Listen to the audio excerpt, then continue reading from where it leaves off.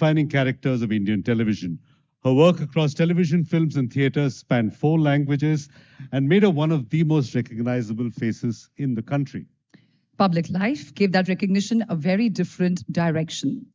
Over more than 2 decades in politics, she has served in both houses of parliament and spent 10 years in the Union Cabinet. Her ministerial responsibilities have extended across human resource development, textiles, information and broadcasting, women and child development, and minority affairs, giving her an unusually broad view of policy, governance, and public communication. And earlier this week, ladies and gentlemen, she returned to the political center stage as the newest National General Secretary of the Bharatiya Janata Party. Which makes the title of our next conversation especially fitting. Popularity, power, and politics. Picture abhi baki hai. So let's get ready for this one in conversation with ET's Nitish Sharma. Ladies and gentlemen, a big round of applause. Let's welcome Smriti Irani.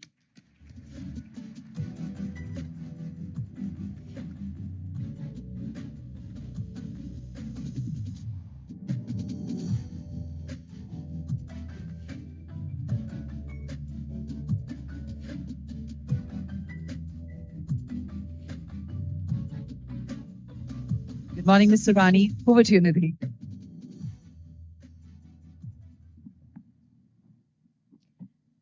So we have with us Smriti Irani, former minister who doesn't need an introduction. So are you the comeback kid? Rocky Balboa is back?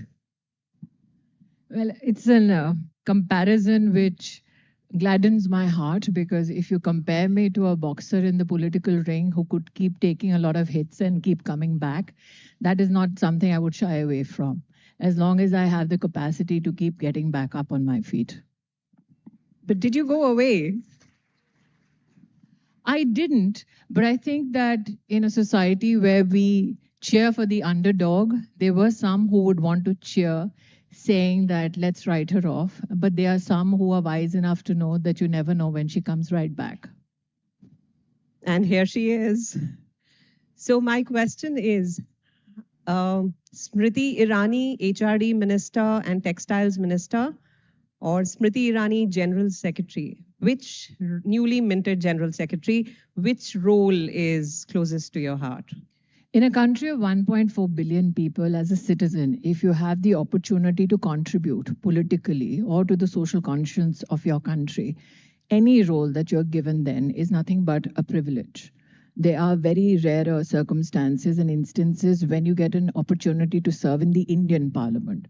So if you ask me what I hold as a blessing or as a privilege, the fact that as the first minister who could in 30 years make a new education policy, that for me was a great privilege. The fact that in a country of 1.4 billion, when we wanted to ascertain the quality of higher education institutions, I had the blessed opportunity to create the national ranking framework. The fact that the first MOOCs platform of the government called Swayam, I could lay the architecture of it. The fact that when we were fighting COVID, and global supply chains were constrained, and India did not have a PPE manufacturing facility in our country. As textiles minister, I could oversee that. If you ask me to turn the pages back in time, those have been opportunities of great privilege, because it is indeed a great privilege as a citizen to serve fellow citizens in Parliament.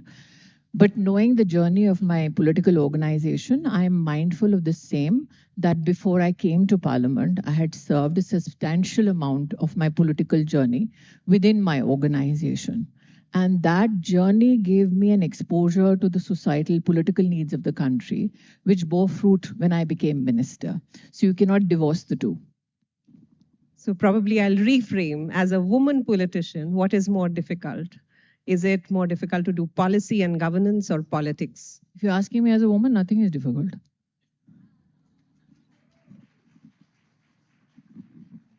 Juggling roles. No, I think that comes very genetically, naturally to any woman. How All fair the is women it? that you've seen here today have juggled a lot of things to get to that chair that they're sitting on. So I think juggling multiple responsibilities, multiple roles, multiple challenges comes just naturally to women, and particularly Indian women. And challenges. What was the biggest challenge for Smriti Irani? I never look at an individual or circumstance as a challenge. I always look at it as an opportunity. If you succeed, that means how you met that challenge. That particular landscape was, of course, a success. If you do not succeed, then that opportunity becomes a learning opportunity. If we keep looking at circumstances as challenges, they tend to psychologically overwhelm you. So I've never looked at any opportunity, circumstance, or situation as a challenge. 2 years, 2024 till now, we didn't see you in any active political roles. No, I think you did not miss me in West Bengal, did you? No, we didn't. But from being a minister to now being back, what was Smriti Irani doing 2 years? Well, when I left media, I was the highest paid professional in my arena. I went back after a hiatus of 18 years just to check whether I was competent and talented enough. It seems my contract says I was. So I went back to my job because for me, politics was never about a monetary gain, it was about contributing. It was a conscious choice that I made as a working professional to let go of my profession when I had an opportunity to serve in parliament. But I think that I was also mindful of a turn of events, which gave me an opportunity to decide, am I still competent as a professional in the field that I came from? And it seems I was, and I've held on to that job at least for a year now. And how do you handle that? Everybody has been promised, Tulsi is back, and Smriti Irani is back in an organizational role. So how do you juggle that now? Well, I was juggling that role with my political responsibilities during my election campaigns as well. But mercifully, we had pronounced that the whole journey of Tulsi 2.0 will have a limitation. So we will live up to that contractual obligation and see where the limits and the lines are drawn. I remember you told me, I was interviewing you once, and you told me that when you were being initiated into politics, you were a young mother and how you juggled those roles. Do you see that as a challenging time? Would you want to share that? Because it's always an inspiring, story for a lot of people that, how you would juggle those responsibilities, do your shoots in the, in the afternoons and then fly and then campaign and then come back to your home and children. I think the difference between me and the other working mothers in the country is that I have a microphone and they don't. I was initiated into electoral politics when I was 25 years old. I fought my first election when I was 27 years old. And the incident you're referring to, my child was 2 months old. So yes, I would have a contractual obligation to go to my job. I had a very I think, cordial association with my network where I could shoot the whole night. I would, with a 2-month baby, those who have brought up kids know that they tend to mercifully sleep through the night if you are lucky enough as a parent. So I would feed my child, put my child to sleep, then go to my workplace, work the whole night, come back when my child was awake, feed my baby, then catch a flight, go to campaign, come back. And I think I did that for a month straight. So I slept on flights and worried about the baby and then fulfilled my political and contractual obligations. So you still don't see that as a challenging time? Well, now the kids are grown up. So I do not have the added responsibility of looking at a young infant. But I think that with passage of time, working women tend to learn more on the job as to how to balance their professional and their personal commitments. So for me, I think, like I said before, the only difference between me and other working female professionals is I have a microphone and they don't. But this is an opportunity, a circumstance, a capacity that they address every single day. Do you think, we saw a recent exchange between Rahul Gandhi and Sandeep Dikshit. Do you think that politics is unkind as far as or compared to other professions? I think that one incident is a great reminder to all women, especially women in politics, that it does not matter for some men how much of an achiever you are. It does not matter for some men how much you can contribute to your country or to situations across the globe. It does not matter how much you're societally valued. All it takes is for one brash man to bring you down, sexualize you so that you can be demeaned. That is a reminder, but it is not a standalone reminder. Competent women are normally brought down by such slurs. I remember once you told me that the easiest way in politics for a man to bring down a woman is not to outpace or outrun her, but is to bring her down as far as her character is concerned. Have you been within the party, outside the party, been a target? Have you felt that women need a better platform in politics than they get? I am not somebody who portrays myself to be a victim. I knew that when I'm attacked by people who are in opposition to my party, they will have sexual slur hurled at me. There were many who wanted to please the Gandhi family and thought that if their language got dirtier, they would be more endearing to the Gandhi family. But I also knew that that was an indication that they could not find me on the issues of competence. So if you're competent, and you're attacked only to bring down and assassinate your character, then know that they have no other better opportunity to somehow try and break you. So I am, in fact, mindful of the fact that this is the kind of attack that somebody in opposition will mount at me. But I am also experienced enough to know that that noise is only to distract from certain issues. So I would rather focus on the issue than the noise. Body shaming, how we dress, women in politics. What's your opinion?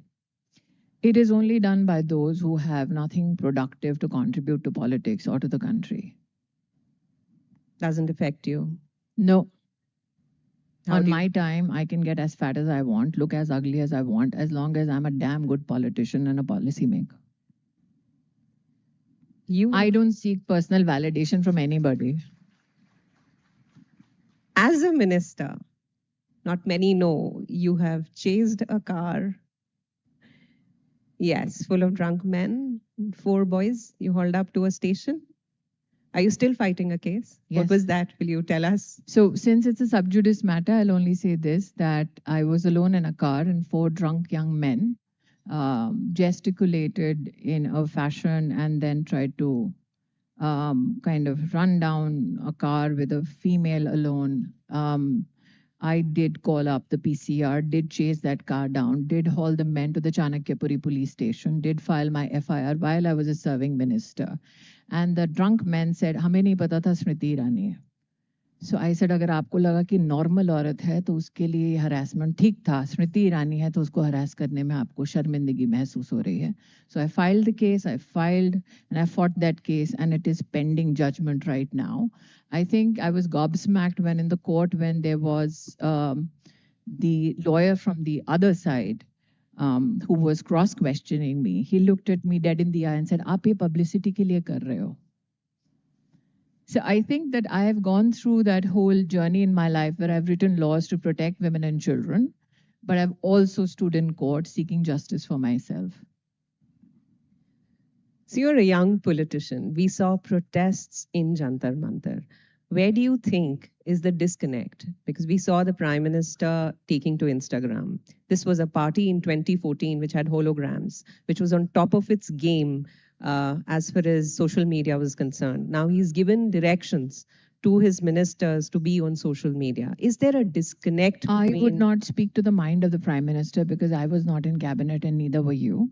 I will only say if there was a disconnect, then you would not have the Prime Minister on Instagram, would you? And it is not that the Prime Minister is new to Instagram.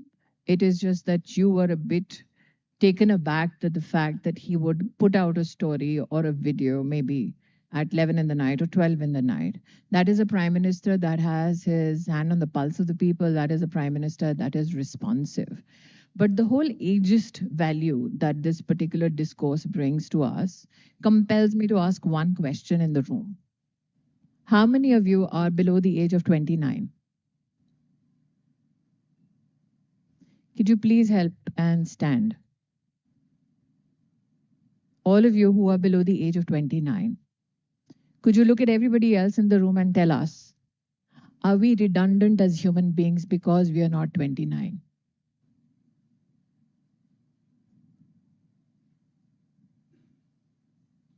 Are we not relevant because we are not 29? So relevance has no retirement age.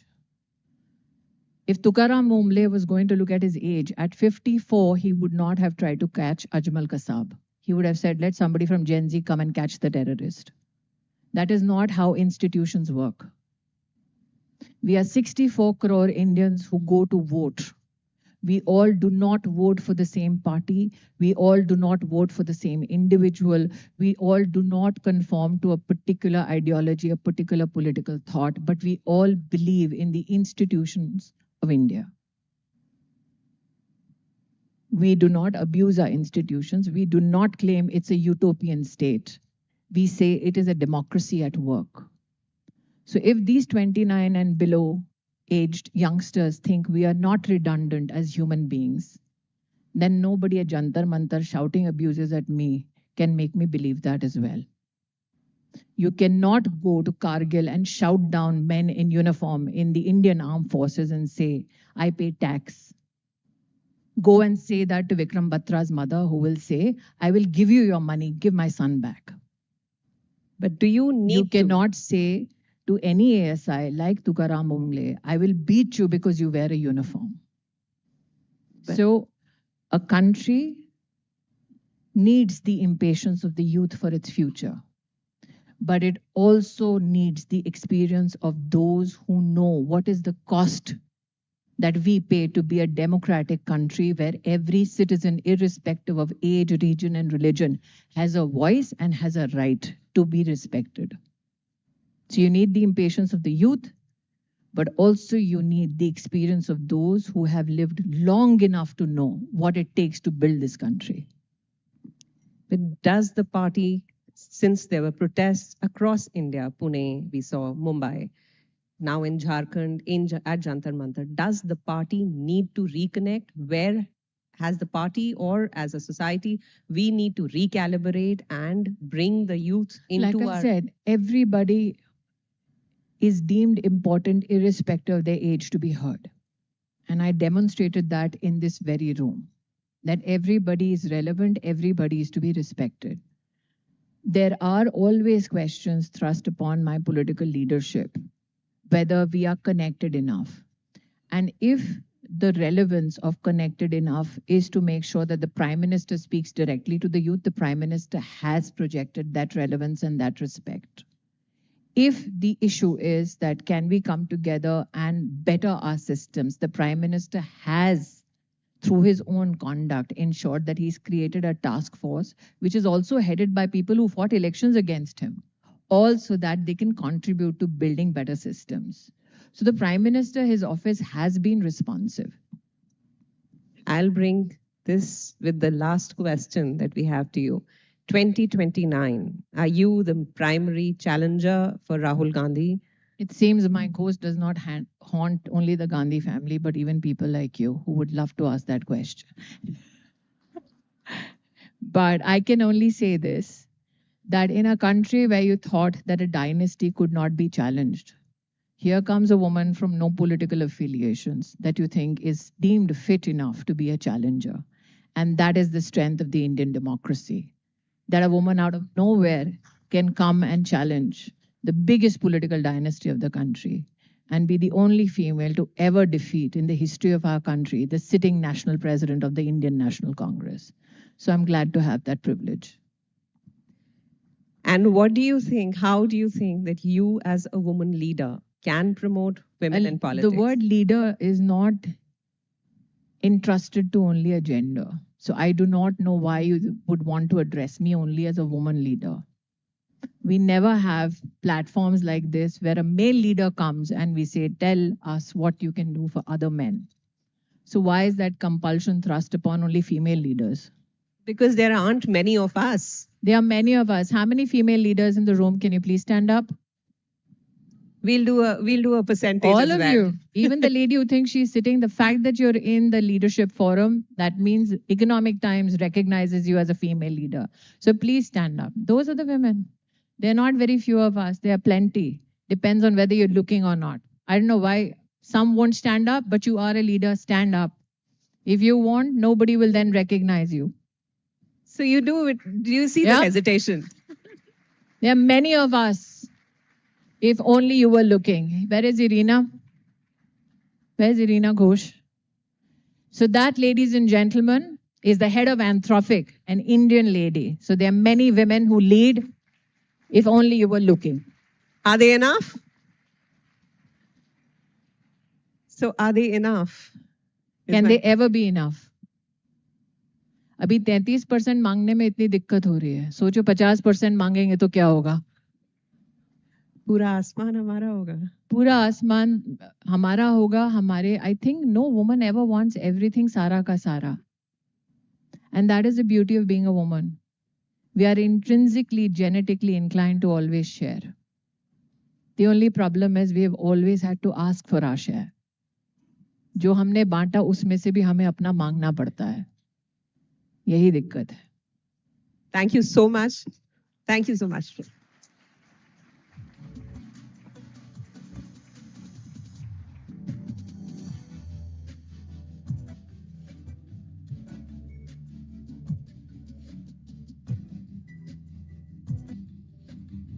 From television fame to the Union Cabinet and now a new chapter in party leadership. There's plenty more to this story. Ms. Irani, thank you very much. And thank you, Nidhi, for giving us that insight.